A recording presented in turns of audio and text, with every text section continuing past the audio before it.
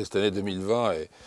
est une année très, très intéressante sous beaucoup de points de vue. Et bien évidemment, nos résultats sont alignés avec la tendance du marché, avec une croissance qui a été négative à moins 3%, frappée par la crise sanitaire, frappée de façon différente avec globalement un groupe qui résiste à -3, donc une belle performance, plus impacté sur la France et une internationale qui est en croissance. Et puis une croissance globale qui est impressionnante pour nous, puisque 30% de croissance délivrée en pleine année Covid, avec une opération majeure au mois de mai, qui est l'acquisition de Yesisa en Espagne, en Amérique latine, est un événement qui a marqué le groupe. Le deuxième événement qui a marqué le groupe, bien évidemment, c'est le changement de nom, qui a été annoncé au mois d'octobre et qui a été réalisé au mois de janvier, qui nous permet aujourd'hui de fédérer l'ensemble de nos entités dans tous nos 26 pays derrière une marque unique, avec une proposition de valeur partagée, à la fois en interne bien sûr, mais aussi avec nos clients. Et c'est pour nous un événement majeur.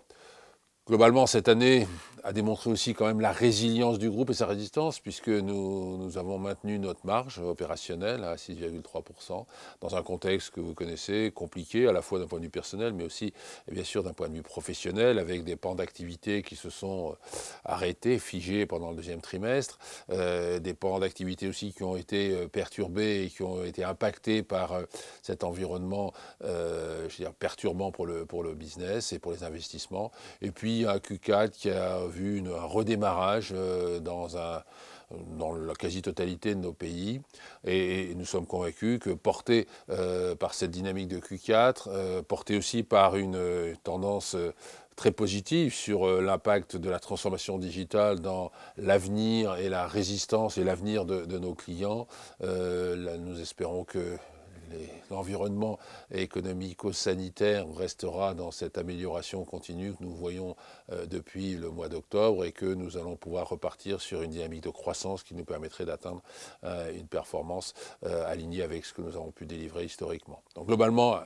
une année compliquée pour l'ensemble de nos clients et de nos collaborateurs qui ont su s'adapter, faire face à ce nouvel environnement de travail, pour accompagner nos clients, pour démontrer notre agilité, notre résistance et notre capacité à croître dans un contexte compliqué où, là encore, le digital, et je dirais le digital flow que nous poussons dans notre image et sur notre marque, sont les moteurs de notre croissance, de notre résistance, comme nous avons pu le démontrer pour le futur.